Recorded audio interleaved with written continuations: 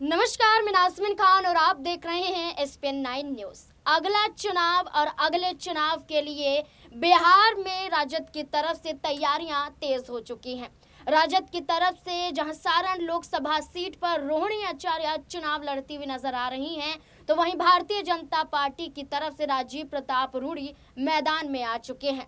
लेकिन जहां राजीव प्रताप रूडी के खिलाफ सारण की जनता नजर आ रही है, तो वहीं रोहिणी आचार्य को बहुत प्यार सारण से मिलता हुआ दिखाई दे रहा है। आशीर्वाद सारण की जनता रोहिणी आचार्य को फूलों के माध्यम से देती हुई नजर आ रही है। लेकिन इस समीकरण की बात करें कि सारण में आखिरकार किसकी जीत होती हुई नजर आएगी, आखिरकार जातीय समीकरण क्या है, तो तमाम सवाल यहाँ पर खड़े होते हुए नजर आते हैं। लालू प्रसाद यादव ने अपनी बेटी को पहली बार चुनावी मैदान में उतारा है। क्या पहली बार ही यहाँ पर दांवपेच आजमाती हुई जीत दर्ज करवाती हुई नजर आएंगी, या फिर राजीव प्रताप रूडी तमाम आरोपों के बीच में भी अपने आप को बचा लेंगे? तमाम सवालों के बीच में ये भी बात बनती हुई नजर आती है पप्पू यादव, जो पूर्णिया से निर्दलीय चुनावी मैदान में उतरे थे और आरजेडी के खिलाफ लगातार बयानबाजी कर रहे थे। तेजस्वी यादव लालू प्रसाद यादव को घेरते हुए नजर आ रहे थे। वही पप्पू यादव अब तेजस्वी यादव को माफ कर देते हैं। वही पप्पू यादव अब उनकी बेटियों को अपना समर्थन देने की बात करते हुए नजर आते हैं। इतना ही नहीं, ये भी कहते हैं कि सारण में जो उनके समर्थक हैं उनसे ये कहते हुए जरूर नजर आएंगे कि जितना प्यार रोहिणी आचार्य को दिया जा सकता है देते हुए जरूर नजर आए, वोटों के माध्यम से या फिर उनकी जनसभा में पहुंचने के माध्यम से। रोहिणी आचार्य को समर्थन मिल रहा है, लेकिन कहीं ना कहीं एक सवाल ये भी बन रहा है कि पप्पू यादव जब कांग्रेस पार्टी में शामिल हुए थे, तब उनके साथ उनके बेटे सार्थक रंजन भी शामिल होते हुए नजर आए थे। सार्थक रंजन पहली बार कांग्रेस पार्टी का हिस्सा बने, या कहें कि पहली बार राजनीति में उन्होंने भी कदम रखा। लालू प्रसाद यादव की बेटी भी पहली बार राजनीति में कदम रखती हुई नजर आई, लोकसभा का चुनाव लड़ रही है। लेकिन पप्पू यादव के बेटे चुनाव नहीं लड़ रहे हैं, लेकिन कहीं ना कहीं कांग्रेस पार्टी में शामिल होने के बाद से ही वो गायब नजर आ रहे हैं। क्या ऐसी घड़ी में वो राजद को अपना समर्थन देते हुए नजर आएंगे? क्योंकि कांग्रेस पार्टी के एक तरीके से सदस्य हैं, और सदस्य होने के नाते कांग्रेस पार्टी को पहले से ही निमंत्रण पत्र यहां पर राजद की तरफ से भेजा जा चुका है कि वो आए और यहां पर रोहिणी आचार्य को सारण में जिताने के लिए प्रचार प्रसार करते हुए उनका समर्थन दें। और तमाम सवाल इससे जुड़े हुए बनते हैं। मेरे सहयोगी शालिनी मेरे साथ जुड़ चुकी है। शालिनी, पप्पू यादव ने सीधे तौर पर समर्थन दे दिया रोहिणी आचार्य को, लेकिन सार्थक रंजन की बात करें, जो क्रिकेट खेलते हैं, जो मैच की दुनिया में कहीं लीन नजर आते हैं, राजनीति में कहीं भी उनका दमखम नजर नहीं आता, या कहें कि राजनीति में वो कभी उतरे ही नहीं है।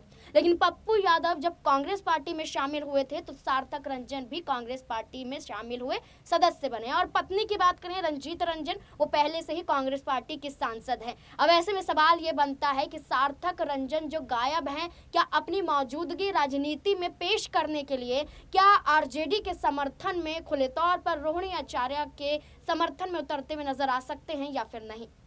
देखिए नाज़मीन, जिस प्रकार से पप्पू यादव ने ऐलान कर दिया है कि वो कहीं ना कहीं सारण से रोहिणी आचार्य का समर्थन करते नजर आएंगे, और वहीं बात करें अगर उनके बेटे की, सार्थक की, तो जैसा कि आपने बताया कि वो कांग्रेस में शामिल तो हो गए, लेकिन वो राजनीति में कहीं नजर नहीं आते हैं।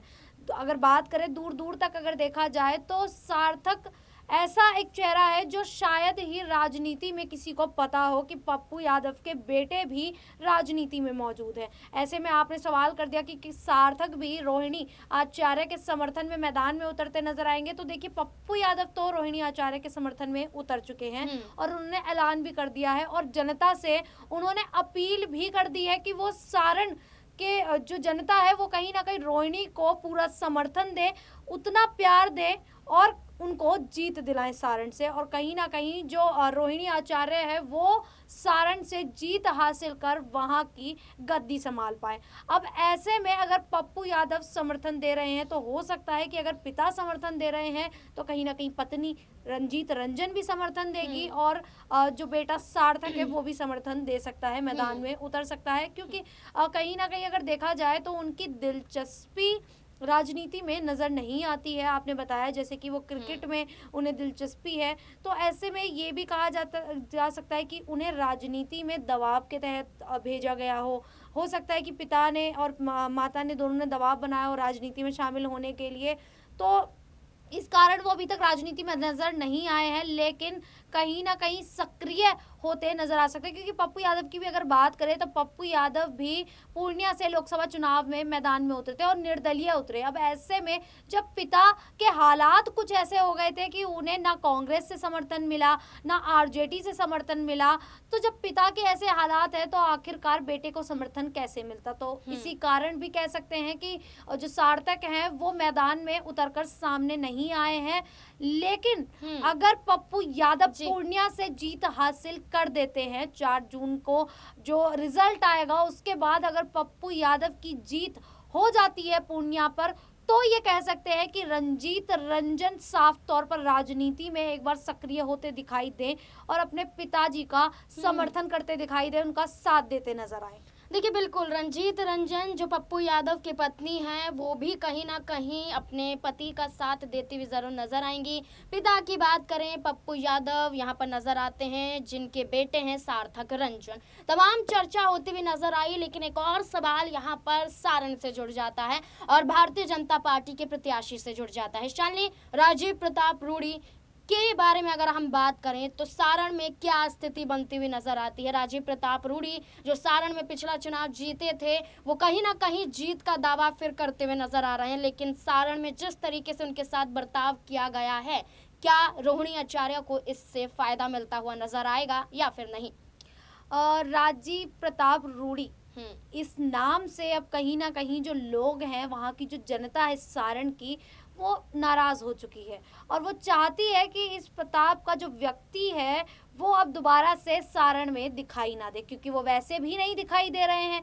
तो ऐसे में जनता भी चाहती है कि वो साफ तौर पर अब यहाँ से चले ही जाएं, क्योंकि अब जनता एक नए उम्मीदवार, एक नए चेहरे को सारण में देखना चाह रही है। क्योंकि राजीव प्रताप, लगातार जनता शिकायत कर रही है कि राजीव प्रताप रूडी चुनाव के बाद सारण में कभी दिखाई ही नहीं दिए हैं, जनता के बीच ही नहीं आए। ऐसे में राजीव प्रताप रूडी का पत्ता तो ये कह सके जनता ने पहले ही साफ कर दिया है। तो रोहिणी आचार्य का जो रास्ता है सारण तक जाने का वो पूरी तरीके से साफ है और जनता उनके स्वागत में ही बैठी हुई है। क्योंकि राजीव प्रताप रूडी जनता के बीच जाकर जिस तरीके से बात करते हैं, बयान देते हैं, तो इससे एक ऐसा प्रभाव जनता पर जाता है जो कहीं ना कहीं उनके खिलाफ ही हो जाता है।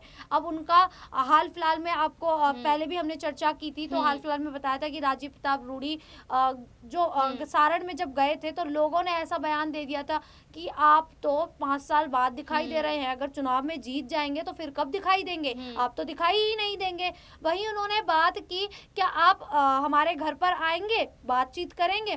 तो राजीव प्रताप रूडी ने साफ कह दिया कि मैं नहीं आऊंगा। आपके क्षेत्र में क्या आपको बिजली मिल रही है, आप एसी में बैठ रहे हैं? ये कैसे होता है? ये काम करने से होता है, मेहनत करने से होता है।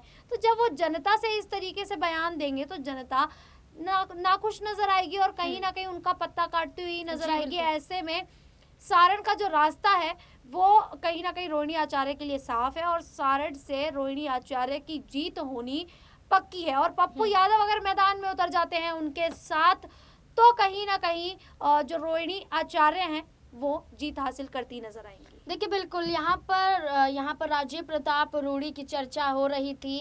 जब यहाँ पर जनता उन्हें रोकती है, लेकिन गाड़ी में बैठे हुए नजर आते हैं राजीव प्रताप रूडी, गाड़ी से उतरने की तौबा भी नहीं करते हैं, तो सवाल उठता है जो गाड़ी से ही नहीं उतर पाते हैं और जनता के सवालों को जनता के ऊपर ही डालकर भागने की कोशिश करते हैं, वो कैसे चुनावी मैदान में अपनी जीत का दावा ठोकते हुए नजर आ सकते हैं। इसलिए कहीं ना कहीं रोहिणी आचार्य के समर्थन में तमाम लोग हैं और जीत का दावा रोहिणी आचार्य को लेकर किया जा रहा है। लेकिन इस मुद्दे को लेकर, रोहिणी आचार्य को लेकर आखिरकार सारण में कौन बाजी मारते हुए नजर आएगा, क्या है आपकी राय? कमेंट सेक्शन में जरूर बताएं। देखते रहे SPN9 न्यूज़। धन्यवाद।